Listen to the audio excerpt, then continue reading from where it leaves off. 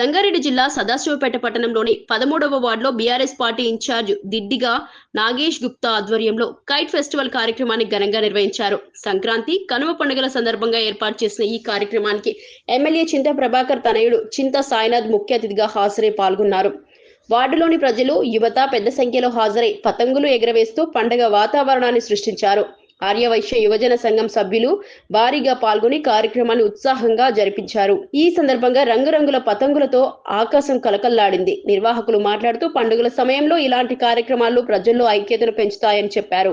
సంక్రాంతి శుభాకాంక్షలు. సదాశివపేట పట్ట ప్రజలందరికీ సంక్రాంతి శుభాకాంక్షలు మరోసారి. అదేవిధంగా 13వ వార్డు ప్రజలందరికీ కూడా సంక్రాంతి శుభాకాంక్షలు. ఈరోజు మేము జరుపుకుంటున్న ఈ పతంగుల ఉత్సవంలకు, కైట్ ఉత్సవాలకు మాకు ముఖ్య అతిథిగా మన ప్రభాకర్ అన్న ఎమ్మెల్యే గారి తనయుడు చింతా సాయినాథ్ గారు వచ్చారు. అదేవిధంగా ఇప్పుడు